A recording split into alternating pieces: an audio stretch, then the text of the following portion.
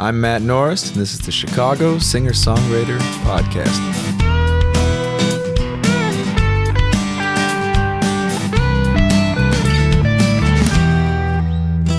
Hi, I'm Chris Dever, and this is episode 3 of the Chicago Singer-Songwriter Podcast.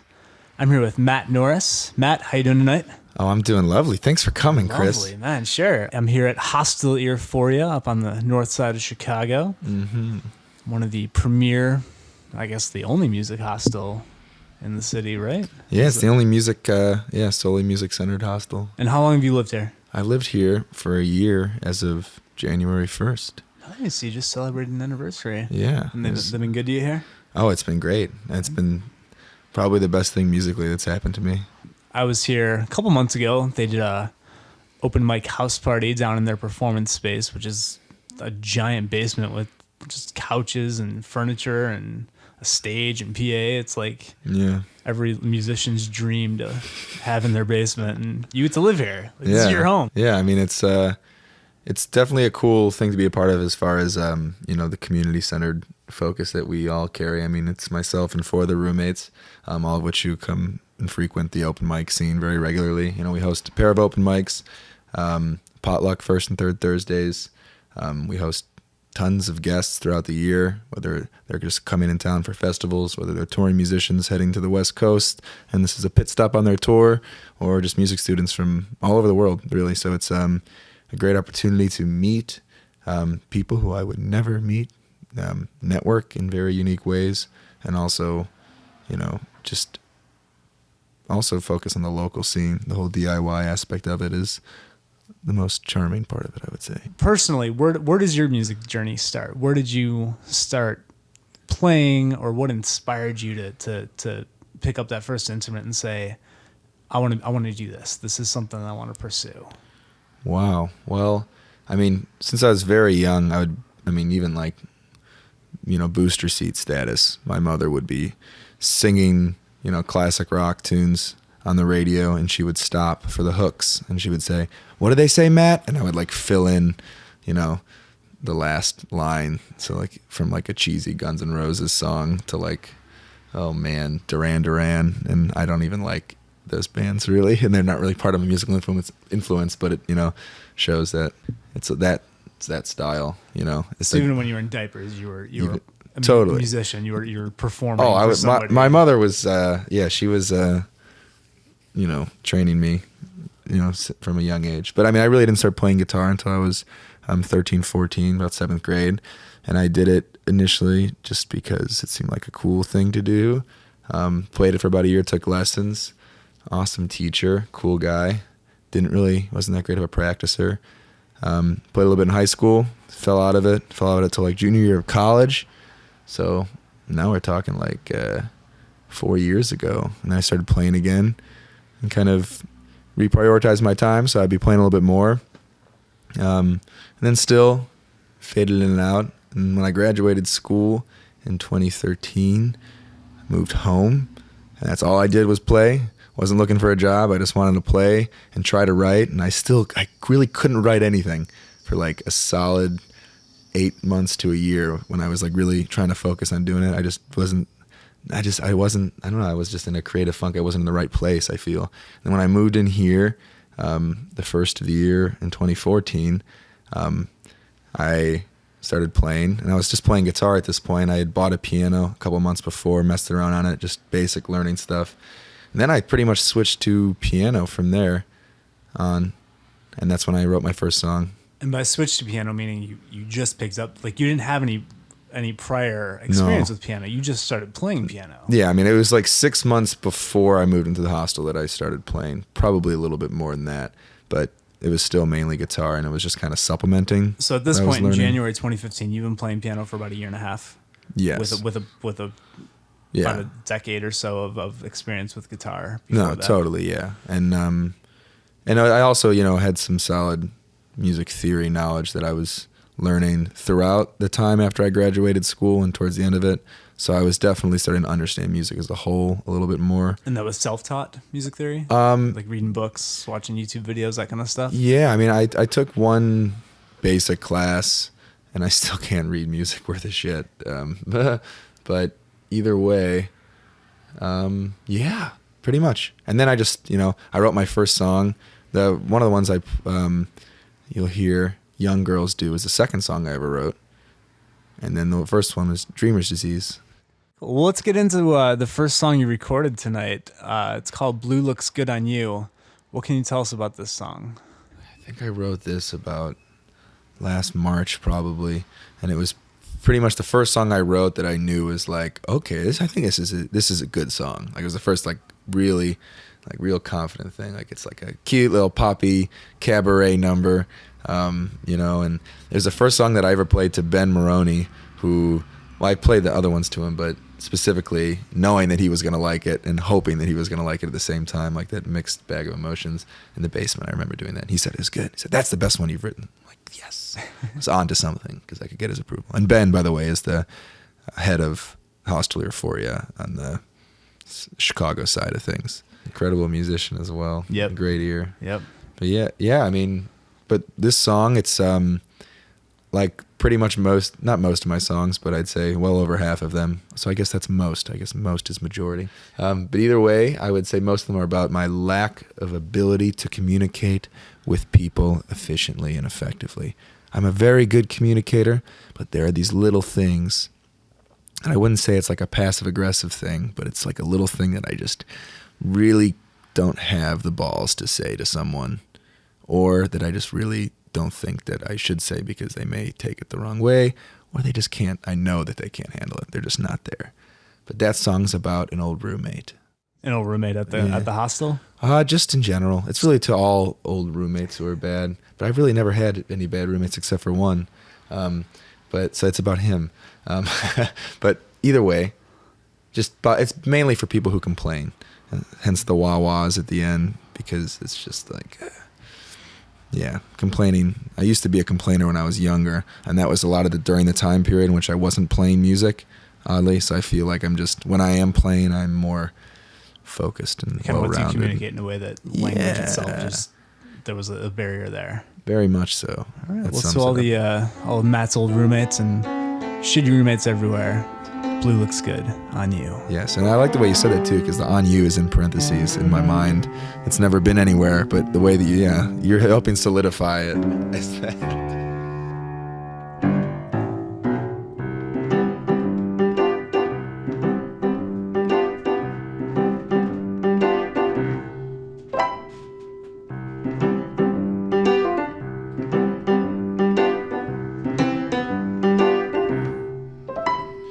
Cool breeze will blow your blues away, then you'll have nothing left to say until tomorrow.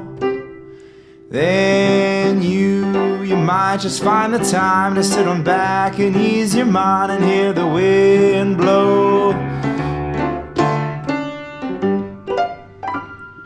Love lights, they linger in your eyes, and you'll be nothing but surprised when they're gone.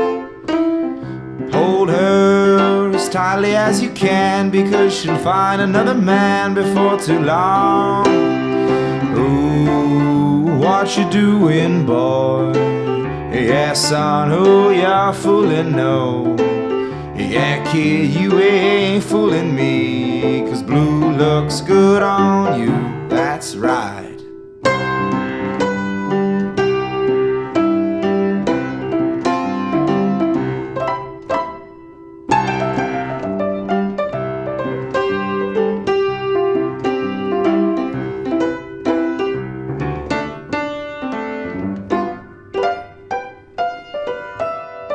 Anger runs deep in your veins and comes up time and time again. It creeps up slowly.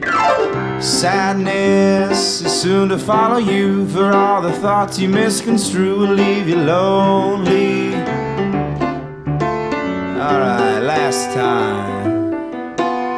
Sunshine, this little light of mine will save my neck from time to time. It keeps me afloat. Storm clouds, your old familiar friend, will follow you until the end. Best bring your raincoat. Oh, what you doing, boy? Hey, yeah, son, oh, yeah, fooling, no. Yeah, kid.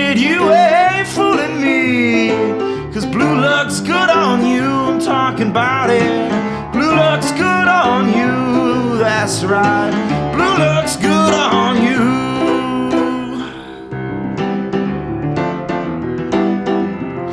Wah, wah, wah, wah, wah, wah, wah, wah, wah, wah, wah.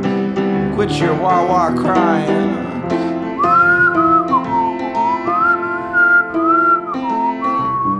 Ooh, do, do, do, do, do. Ooh, oh,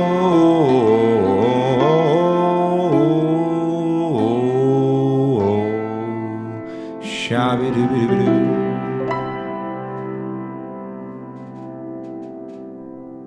So you mentioned that your mom would have you sing along to songs when you were real young. Did you kind of started off on your musical path? Did you come from an artistic family? Yes. My mother and stepfather currently run a working studio and art gallery just west of the hostel called the Black Couch. And we have a second Friday showcase every month and a first Saturday jazz showcase, local bands, local artists.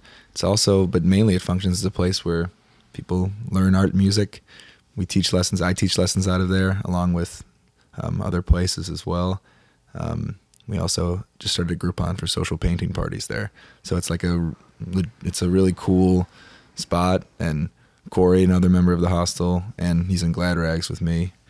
We go over there, and it's just like an extension of the hostel in a sense, as far as it's community centered, and it's very much based on staying creative and making it every day a creative day. Does music have a place financially in your future? Are you looking to make money off of it? Or is it strictly just this is it. Hobby? This is it. I don't want to, I went to school. I was doing a lot of journalism, radio, ad stuff, advertising stuff. And I like it a lot and it's great, but I really wanted to pursue making a crack at making money off of my own creative material, whatever capacity that may come in. I mean, right now it's music. Who knows what it'll be?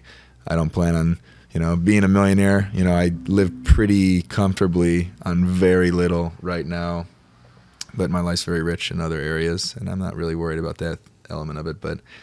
And it's not, just to have just a hard copy of music that I took, helped make happen, with a group of people and like a collaborative effort, whether it's Glad Rags or, Burning Ponies is another band I play piano with a good friend of mine, Jim Byrne. But just having a hard copy of that creative material and to give it to someone, whether they give you money for it or not, it's just a really amazing feeling. And I haven't even done it yet, but it's just building up in my mind. I hope I'm not disappointed, Chris. Really, the way this process is pretty much all done with Glad Rags, and Burning Ponies we're almost done recording as well. But it's just, the way I look at it, especially because we did some live tracking as well, which will go in as nice fills for the album for Glad Rags. But it's really just a snapshot of this 2-week span and then the work that we've done, how hard we've worked up to it. And that's all it really documents. So in 4 months, I'm not going to release it unless I enjoy listening to it. Yeah. And we will release it regardless. But a friend of mine, David, always says that he's another frequenter of the open mics. David Layden says, if I can't listen to my own music, then it's not okay. And so he does. He enjoys listening to it, and it's not a problem. And I'm taking that to heart for sure with this.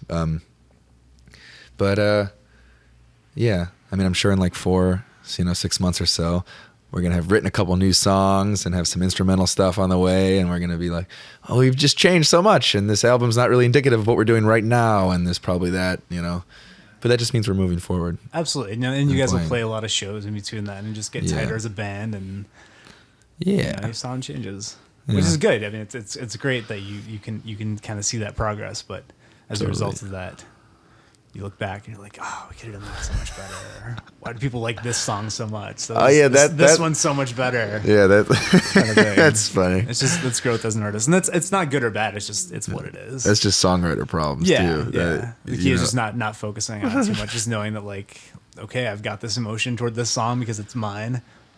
Yeah. You keep moving forward. Yeah, and the song that takes 10 minutes to write.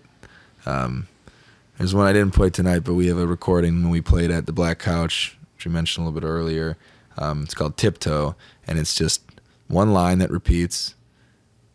Tiptoe, tiptoe, tiptoe down the hall. Mama's gonna catch you if you fall. Boom. And it just repeats and goes over and over again. That's the entire song. And really, of all the songs that we played live, that gets the best, crowd interaction. It's so repetitive and yeah, fun. I mean, Sing-songy. it's about like coming home high and your parents sleeping upstairs and you don't want to get caught. That's like and it's just like one line that encapsulates that idea, and then people latch onto that more than other ones, like songs that that mean more to me and like make me feel a certain way because it's about a certain encounter with someone or whatever. Most people that listen to this are gonna know you as a solo, like open mic player or whatever. You at a piano. What can people expect from Glad Rags? What does the band add to the sound? Are they just there for texture? Are they completely changing your sound? Oh, they completely change it. Change it. It's a whole, I mean, like those tunes are like, cabaret, Pretty Lovely Ones. Those tunes, like a lot of, it's a, I don't know, they're kind of like parlor tunes, and so they function well. They're short, and it's very melody driven, and all the Glad Rag stuff really is melody driven as well.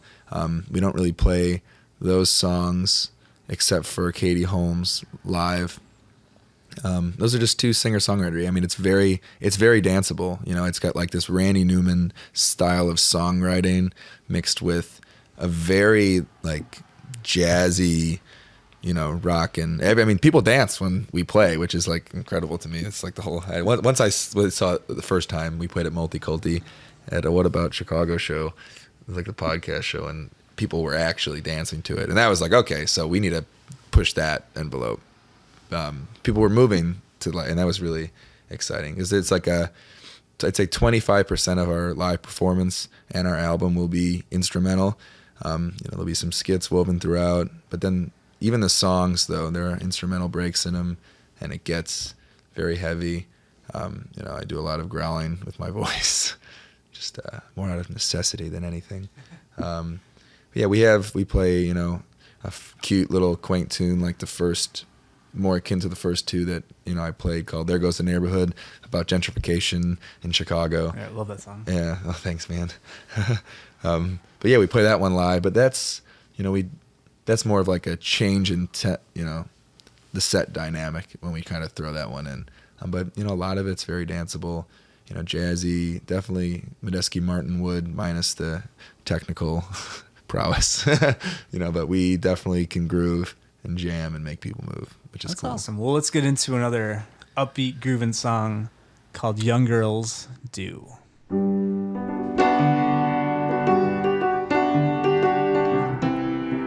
Oh, everyone knows how they do. Oh.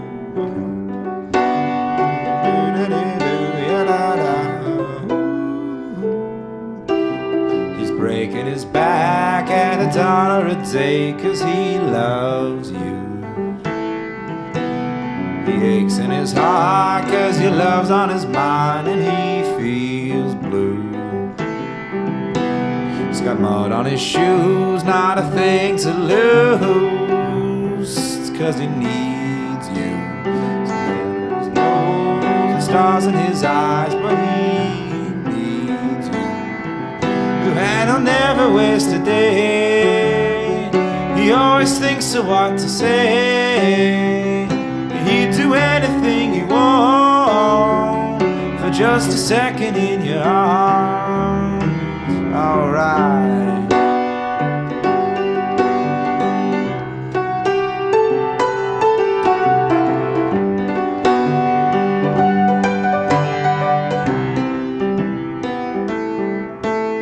You're messing around with every boy in town 'cause you want to. Yeah, you are. Take all their money and you throw it around. It's all too true.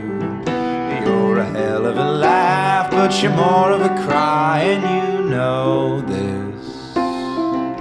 You got dirt on your nose and stars in your eyes, and you blow it. It seems you just don't understand what you're doing to this man. And you haven't got a clue. Yeah, what he's about to do. Yeah, you're moving too fast. You're moving too fast for your own good.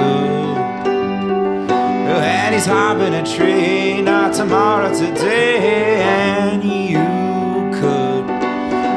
could take it all in stride instead of running off to hide the way that young gals do.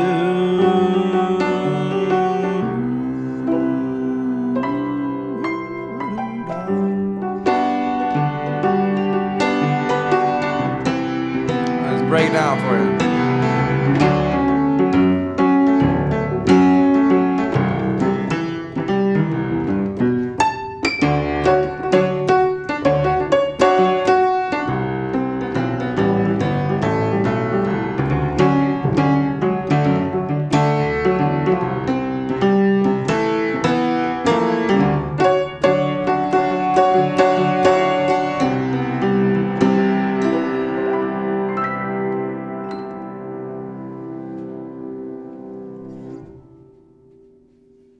That song's just from like the voyeuristic perspective of the first or two verses. I don't even know how it's organized, but one of which is from the perspective of me talking to the guy, me talking to the girl about the guy, and then me talking to the girl about her and how she's you know running around two-time and that whole thing. It's actually not a real situation. It's just made up. It was more, the idea stems from me just trying to be, take a unique narrative appeal of writing a song as opposed to, I don't know. That's the only song I've ever written that was like, I want to see if I can write a song with this perspective on it. Yeah, and it's cool. And then like after I wrote it, there's really no conscious thought about who it was about, but it actually kind of fell in line with like a couple who I, knew at the time. I found that too, like with a lot of stuff that I've written is it comes from an autobiographical place where it's an experience that but once you start writing it, it's not like you're writing your own story. It sort of takes on a life of its own. Do you find that with a lot of the stuff that you write, or is your stuff more true to life? Yeah, I mean, it depends. I mean, it definitely started, that way. It was pretty much based off of experience, or a slight, a small interaction I had. But lately it's kind of morphed into like a more surrealist approach, One's called Jane Goodall, and it's just about, Jane Goodall from the Monkees' perspective. And it's like, it's, cute lyrics, catchy again, same idea, very melodic, but, not an experience I've had. And that's one of the most recent songs. That's like the most recent song I've written, actually. So who do you think currently has made some waves? Oh, Jim Byrne. I have a musical crush on him, big time. And then there's also this guy, I'm not like, buddies with him. I don't really talk to him and hang out with him like I do Jim, but, I've been to a couple 100 shows, and they're a local band, and Will Wisniewski, who's the main songwriting force behind them, it's a very like indie rock feel to it, very cerebral, and ambient in a way, but also just incredible music in general. He's my other biggest like songwriting, like, wow, I have no idea how to do that at all. And like even with Jim, like how does he write songs? And I've recently been writing songs with Jim too for like another little side thing we'll put out eventually called Uncle Tio. We've written a couple songs together, but every time we sit down we write 2 songs, and just the way you can kind of like see the way his musical mind works and how it, mine complements his and his complements mine, and like, truly collaborative stuff that I really have never been a part of, a truly creative collaborative experience until I moved in here. So we're almost out of time. We got one more song left called Katie Holmes. What do you want to say about this one? Well, this song was named by based off of another verse that I did not play in this. And I take it it's not about Tom Cruise's ex-wife. No, not Just at all. happened It to be actually is. coincidence. It couldn't have anything less to do with it. But that was. We need names for things, and some of my names get cheesy. So Ben came up with it. Ben Karras of Glad Rags, and he has a crazy verse that you'll hear on the album that's coming out sometime in March. Ideally, we'll have hard copies by then. But it's about my stepbrother, and another one of those, for me, lack of ability to communicate effectively with. Hard-headed kid, incredible musician. But man, if only. Does he know it's about him? I've never heard the song.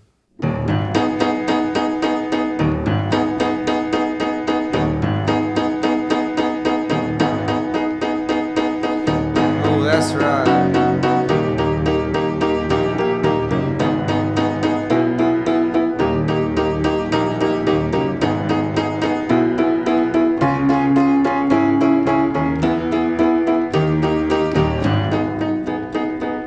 Okay. You've got the world before you. You take just what you can. You were born with a silver spoon in your mouth and $100 bill in your hand.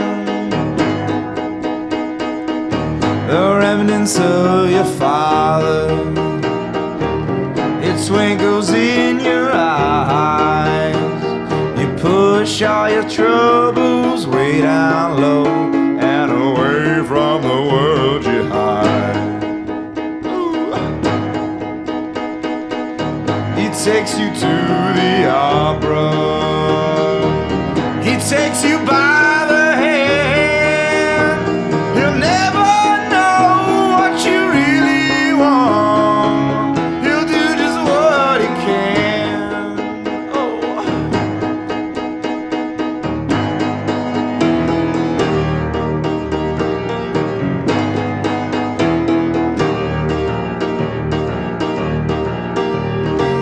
He'll never know what hit him. It'll take him by surprise. And you run and you run and you run and you run while the tears pour down your eyes. Da da da da da da da da da da. One more time. Ba da da ba da ba da. Ba ba ba ba la ba da do. Ya la la da da la do. Ya da da da da la do. Oh, that's right.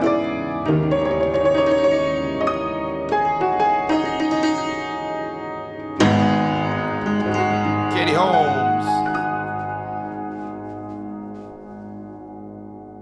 So Matt, before we go, any advice for burgeoning singer-songwriters in this city? Anything you would do differently if you could do it again, or anything that really worked for you that you want to pass on?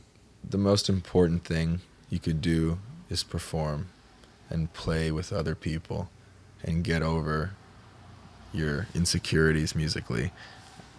1 year ago, I had never performed at an open mic. I had performed on stage just strumming guitar and like some singing, but really never before played anything I've written at an open mic.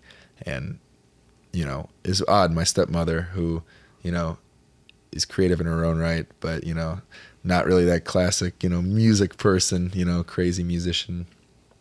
She said to me, when I was practicing in my room, she's like, "You're not going to get famous in your underwear in your bedroom, Matt." And I'm not trying to be famous here, but the point is I'm not going to get anywhere musically unless I insert myself into a musical community. And like really just, I remember one of my worst experiences performing was like 7 months ago or so. I wrote a song, an open tuning on guitar. I was going to play it and it was really cool. And I actually turned it into a song I play on piano now with Glad Rags. I just played it on piano and it just sounds so much better on there. But either way, I was playing it. There were 4 verses, and each time I went up to sing it, I like went up and I choked. I couldn't even say it. The lyrics had escaped me. I had no idea where they were. And I just played a song, muffed up every cool lick that I had practiced all week long, and didn't say a single word when I performed it. And it was so incredibly embarrassing. But when I come out, I realized in the audience, Lauren, Ben, Corey, everyone who I always see at gallery. And so it's like, whatever, get them next time. And the sooner you can just get over that hump of performing at the drop of a hat, the better you'll be. Like I remember it was just like every week I'd just be like planning what I'm going to play, what's it going to be. And then like the day of, I'm like thinking in the car and like in the bus ride over, the car, wherever. And man, I was just like eating me alive. But the more you get over it a couple months into it, but you really just got to hit it hard, and you got to show your stuff and play your stuff. It's the only way to get better. And as a testament to that, you've got 2 albums coming out, one with Glide Rags, one with Burning Ponies. Yeah. You host one of the most successful open mics in the city. I think you're doing pretty well for yourself. Thanks, man. And thanks for sitting down. Thanks for chatting tonight. Thanks for having me. It was really sweet of you. That's it for episode 3. Keep writing and keep playing, Chicago.